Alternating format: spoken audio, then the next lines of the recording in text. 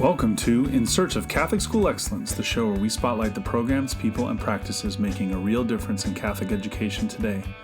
If you're a school leader striving to build a community of faith, excellence, and innovation, you've come to the right place. Each episode brings you ideas that are working, stories that inspire, and new possibilities for your school's mission. Let's explore what's working and what's possible. Hello, folks. Welcome back for another episode. I'm joined by Becky Wong today, and we are talking about onboarding new teachers, setting up new teachers and staff members for success.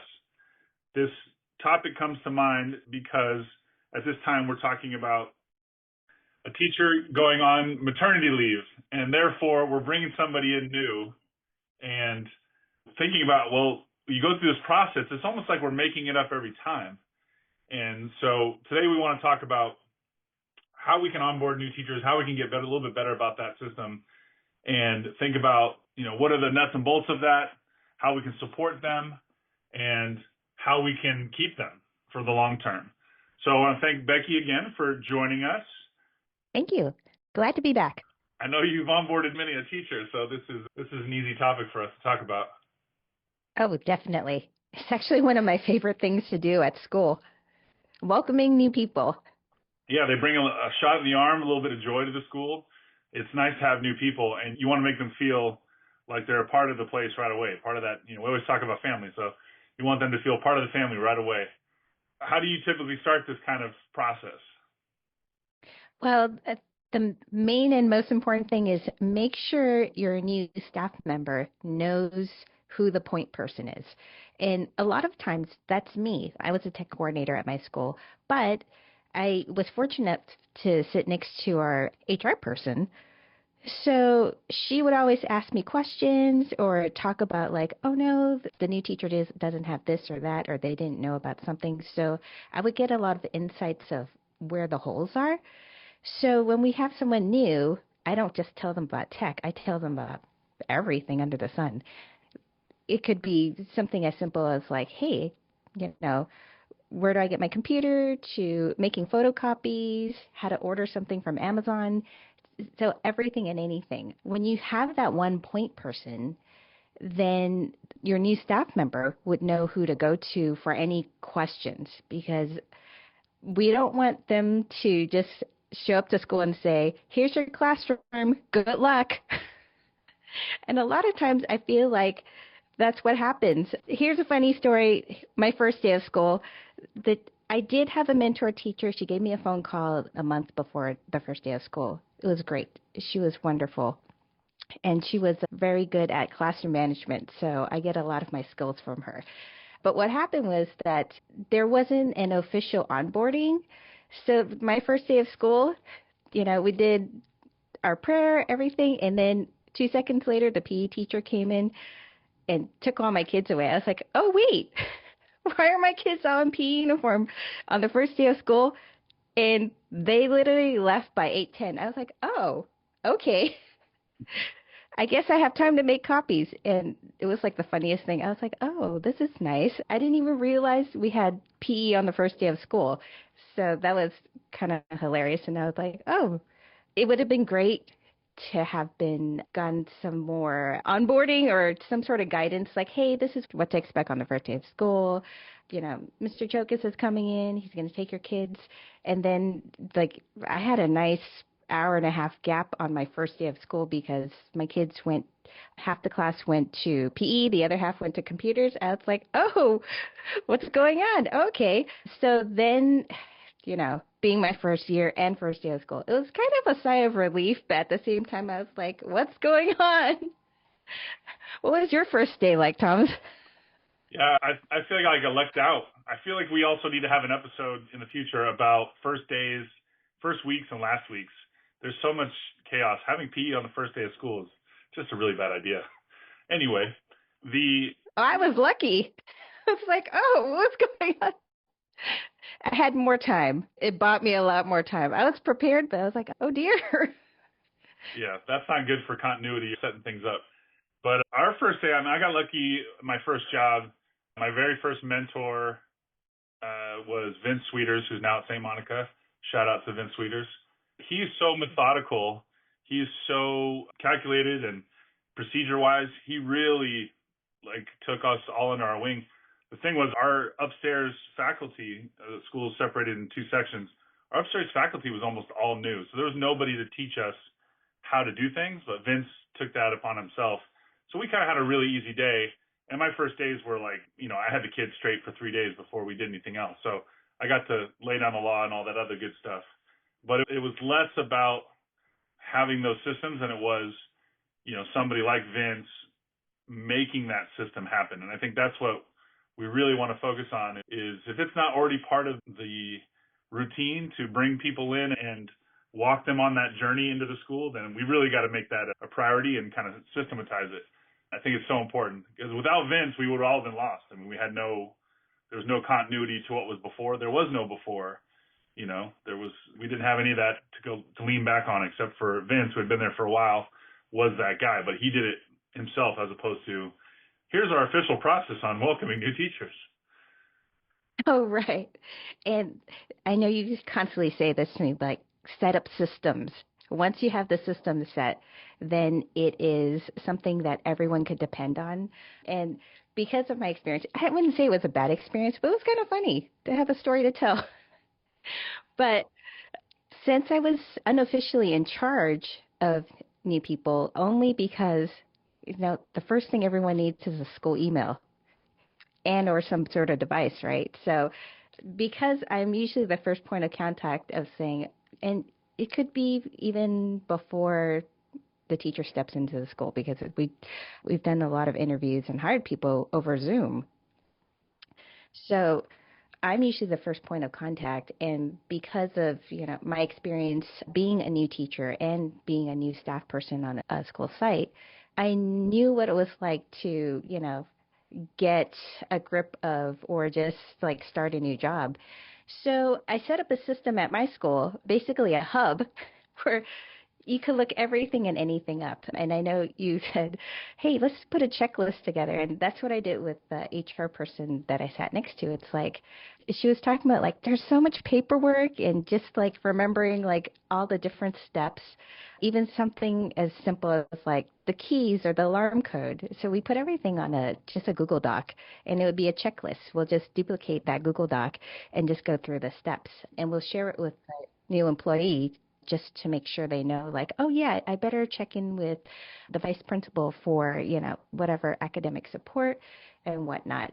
And I know that even before they step into school, they need to do all the paperwork, what do they need to bring, driver's license, passport, 2 IDs, whatnot. So it's to help them prepare, and it saves a lot of time because you don't want that same employee or the new teacher to keep having to drive in and out or come back because they had forgotten a document or whatnot.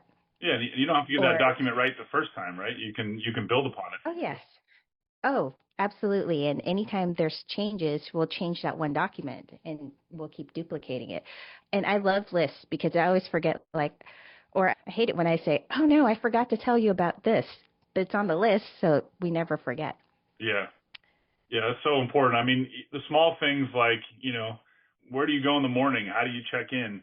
Now with all the time card business, this is the computer that you're going to sign in on, and all those little things. Oh, right. Right, all those little things. Even when's it okay to go get your coffee?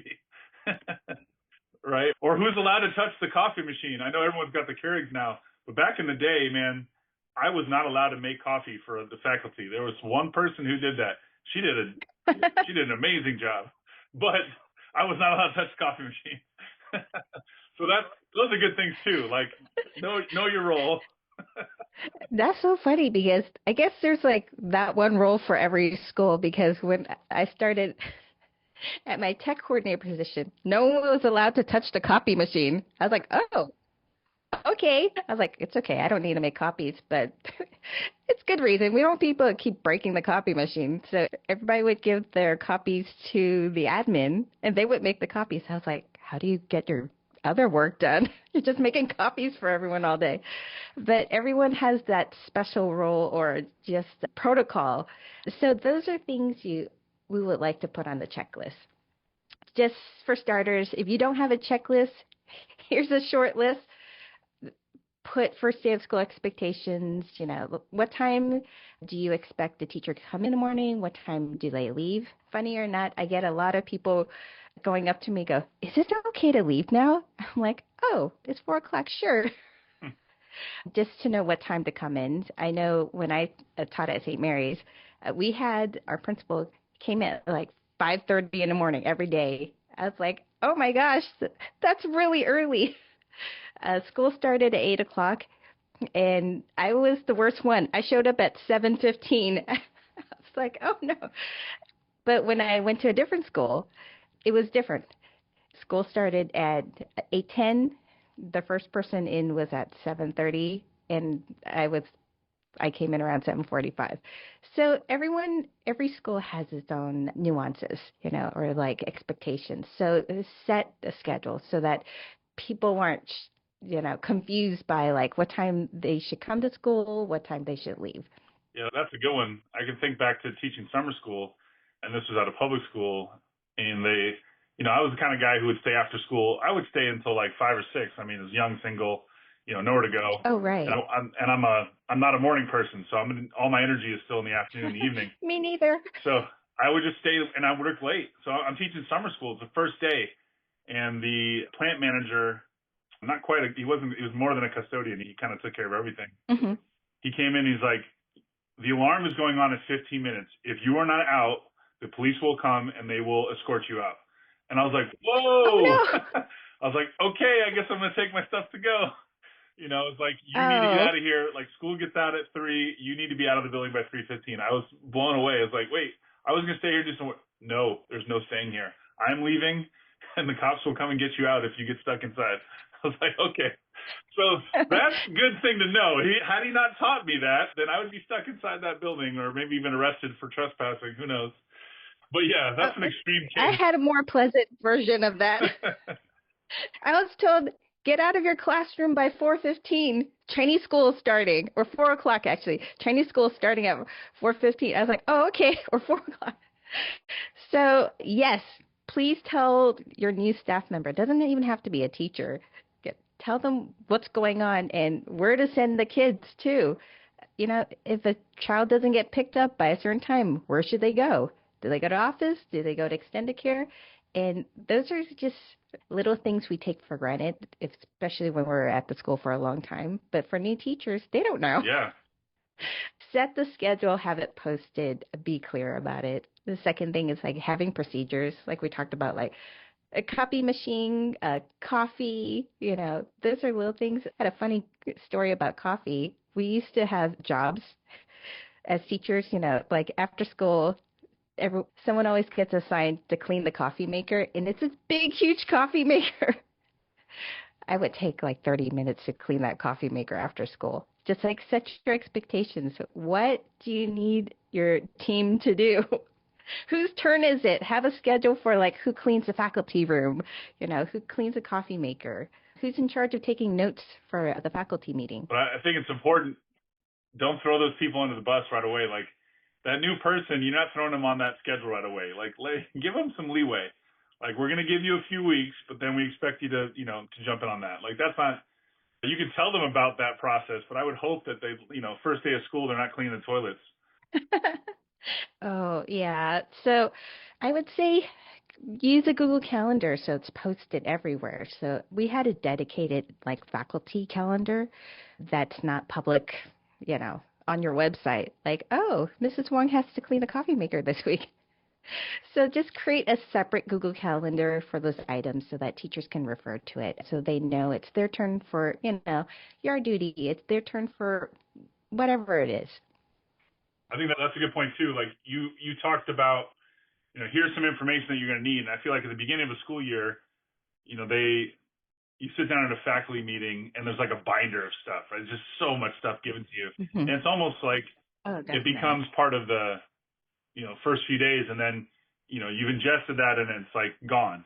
But, I know for a fact that you would put together a website for the teachers, and having a hub where that information can live beyond that moment, I think is huge. Because ultimately, no one cares about that calendar beyond that first week. I mean, if it's the first week of school, you're trying to get your classroom ready. You're not thinking about like what's happening in the middle of September.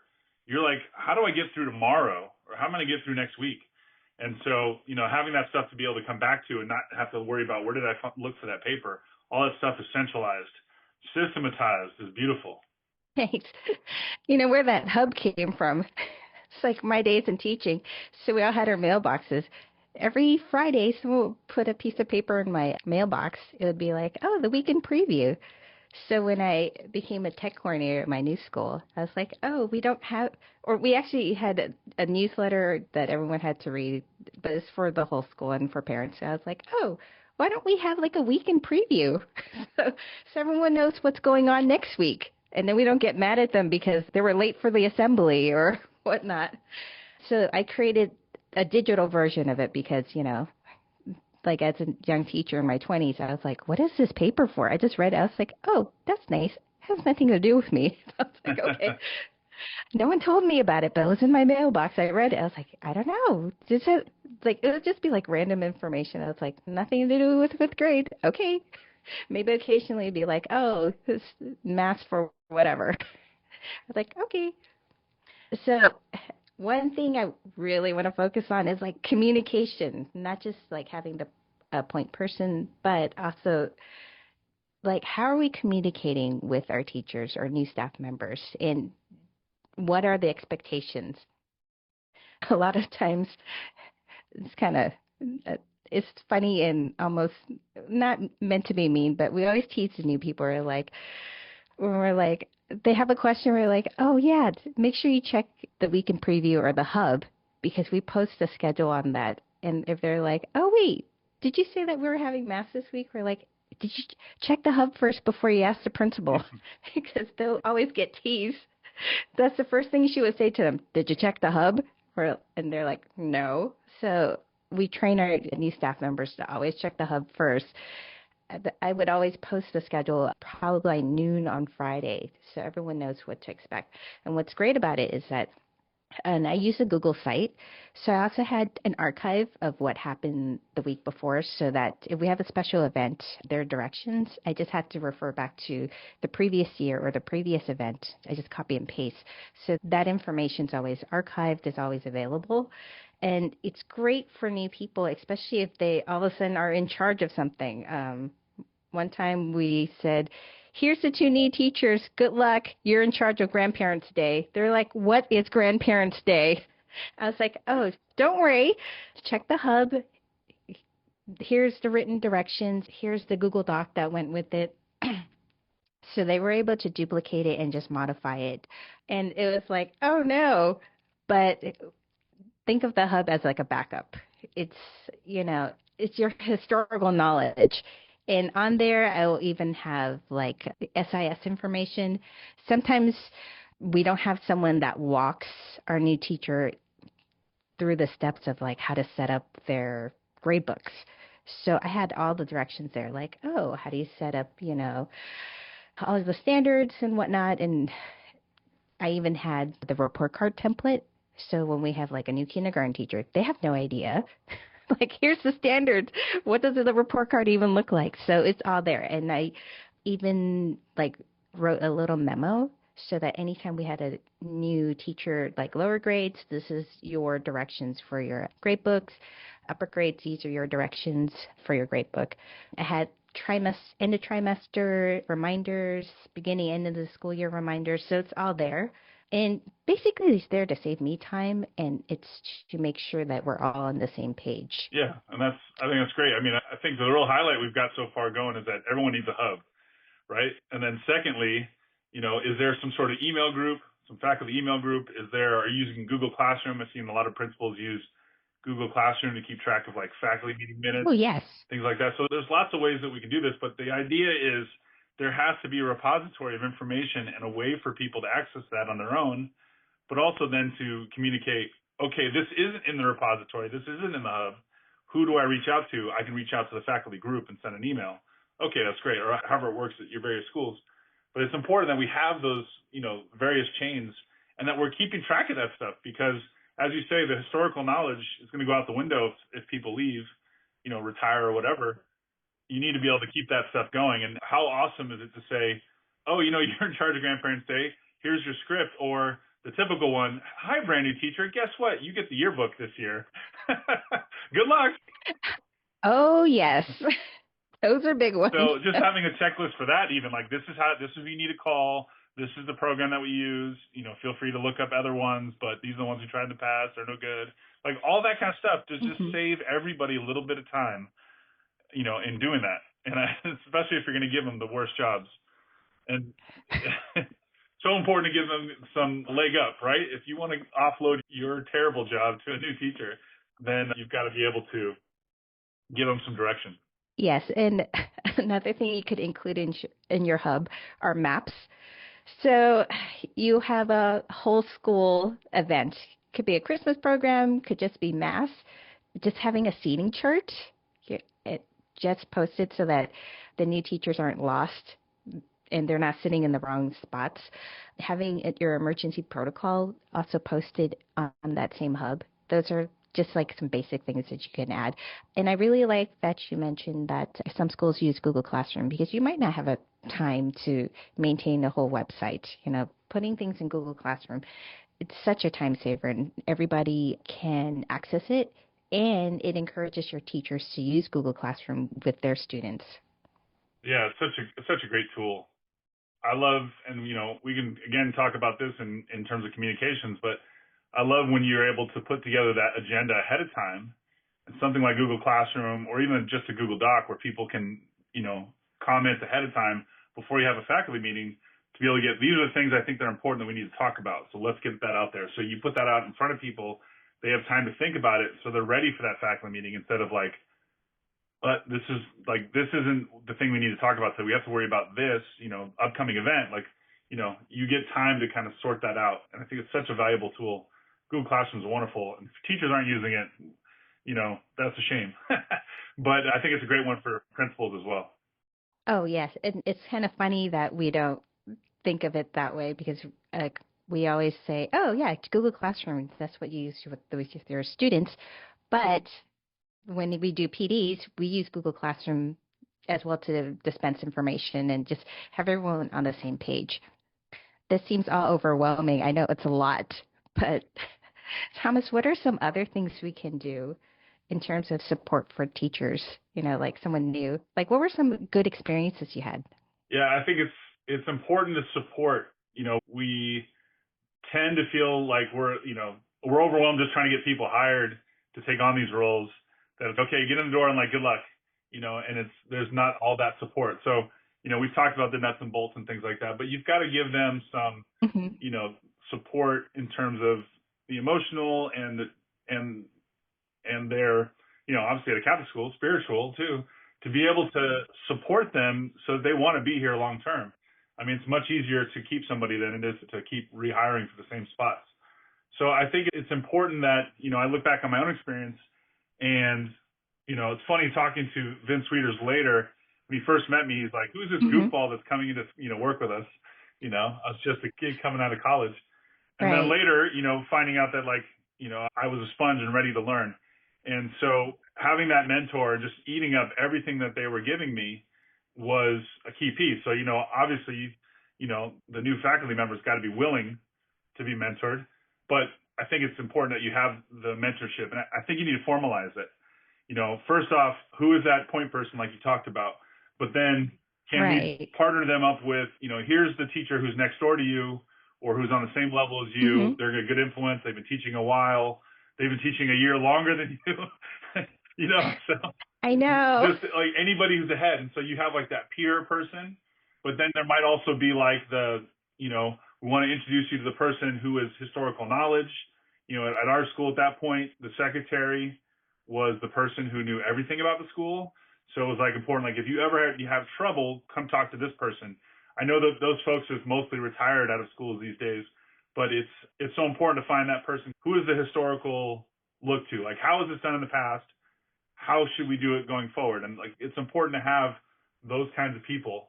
I think it's also important to find, you have that peer mentor, you have their other mentors. Can we help them find teachers in other schools around the archdiocese?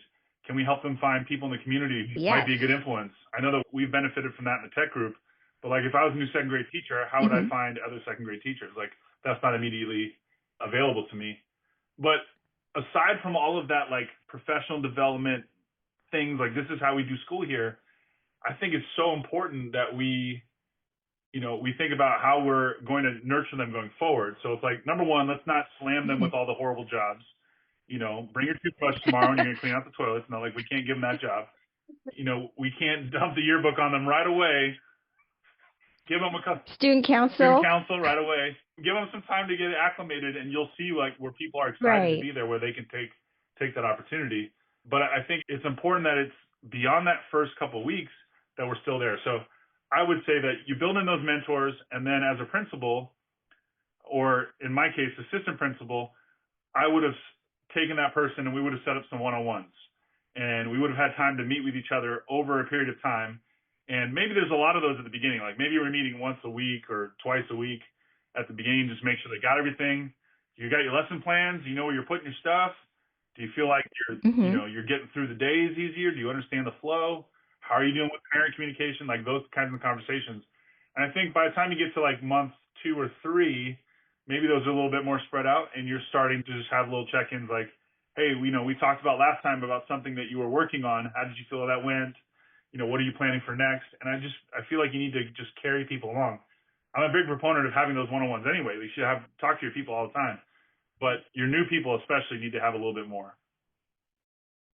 And it could just be simple things like, hey, let's meet up for lunch this week. Or just even telling the new faculty member, like, oh, lunchtime, here's the faculty room, here are the microwaves. Just inviting them into the school community and just making sure that I know I'm concerned about this for my children, my real children, is like make sure they have friends in the school and Yeah, that they feel accepted and welcomed. yeah, And you brought up a good point.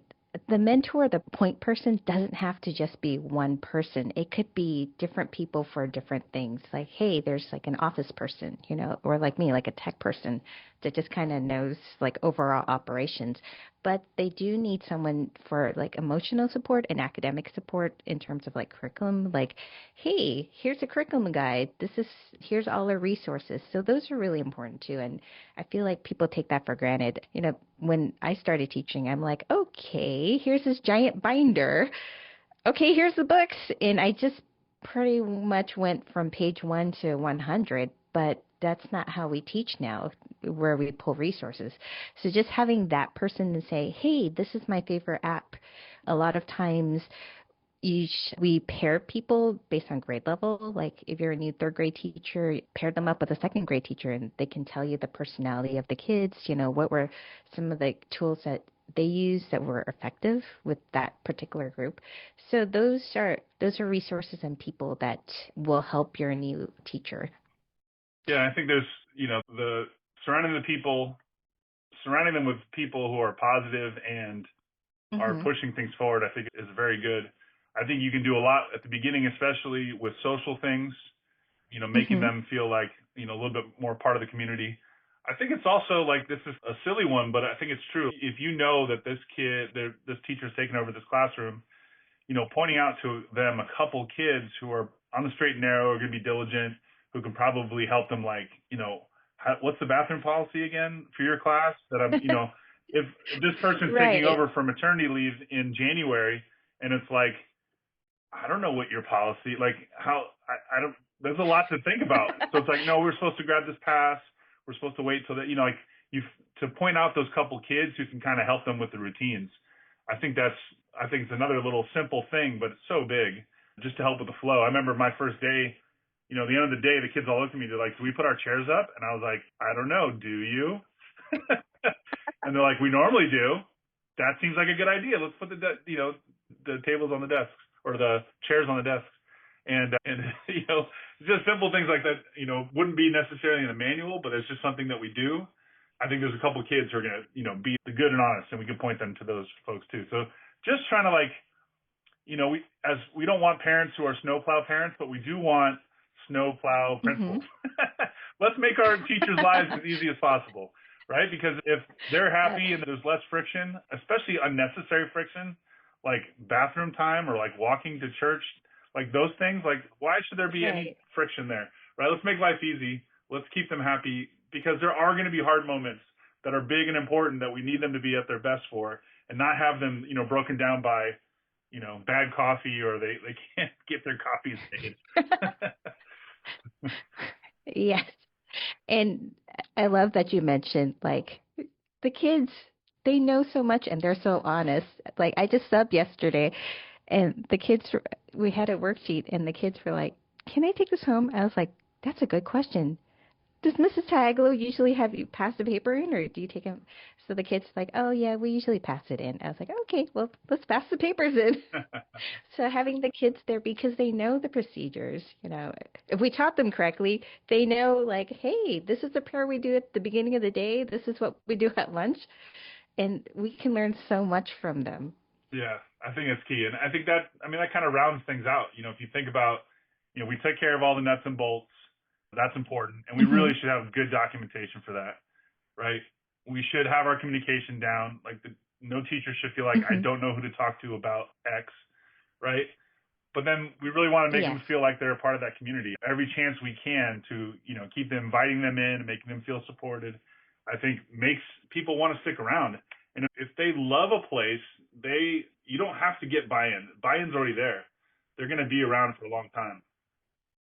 Yes. And I just want to make teachers' job as easy as possible because I just want them to focus on teaching, not worry about like, oh no, I have to rush to traffic duty at the end of the day and you have to run out of class. But one thing that you and I as techs, we really set up a system for teachers, especially new teachers, just like explaining to them all the tech and equipment in their class. A lot of times, like I walk into a classroom and someone will ask me, "What's this?" I was like, "Oh, that's a document reader." They're like, "Oh, really? How do you use it?" I was like, "No one told you what it was." Yeah, exactly. So just having a list of things, and some schools issue devices or laptops to teachers, some schools don't, but just setting a standard, letting the teacher know, like, oh, yes, you need to bring in your own device, or if you prefer to bring in your own device because the school device is, not what you're used to, or like old or slow or whatever, letting them know like appropriate use for school devices. A lot of times I notice, even at my school, teachers are doing like their banking and social media on it. I was like, oh, you might want to just do that on your phone. Because if you ever leave or if ever, you need to bring it into service, all your personal information's on there or like your photos and whatnot. So just make sure you set the expectation for teachers and let them know in advance, telling them about their Google accounts, sending email, like what's the response time to a parent. Just again, telling them, a schedule, timeline, and most importantly, all I know it's not your favorite, like how to print, where to print to. One of my favorites, like don't print 30 copies to the printer. Print one copy and go to the copy machine. Just little things like that. The other thing is like how to mirror your computer, like how to show your Google Slides, what apps are available to them. So those are things we take for granted, but a new teacher could use and get started very easily. So true. Do you have any final thoughts about how we can make sure that we're onboarding teachers well enough? Oh, for sure, make sure they know that there's someone to support them and they're not alone. Again, a lot of times people, we just assume because we just hired them, we're like, here's your classroom, good luck, put up bulletin boards. But just make sure they know that they can always come back and ask questions. The other thing is include them into the community. I think what you said about just making sure they feel welcome and that they'll stay long term. It's like how painful it is to just keep getting a new third grade teacher every year because, it was really hard or it was really tough. Teaching wasn't a good fit for them. When we take care of our teachers, they'll, like you said, we don't need them to like convince them to stay. They'll have buy-in. How about you? Any takeaways? Yeah, I think mostly, and I feel like I'm coming back to this in many of our episodes, is, if you think about the journey of a person in our communities, it really should be intentional all the way through. The way we invite parents into the community and we take care of them, and ideally we take care of them for 10 years plus maybe they have another kid, maybe somebody's part of our community Mm-hmm. for 20 years and then they become alumni families. So maybe it's like 60 years. All of that should be intentional. I feel like, we're in this transactional way of hiring teachers, and it's just like, I got to get somebody. And a lot of times this is happening in August and you're like trying to hire somebody and there's, teacher shortage and all this. Right. We're not thinking about that process intentionally. Of course, no knock on anybody's hiring process or anything like that. It's just that once we've got them in, like you check the box off, finally, okay, I've got a fourth grade teacher. Oh, thank heaven.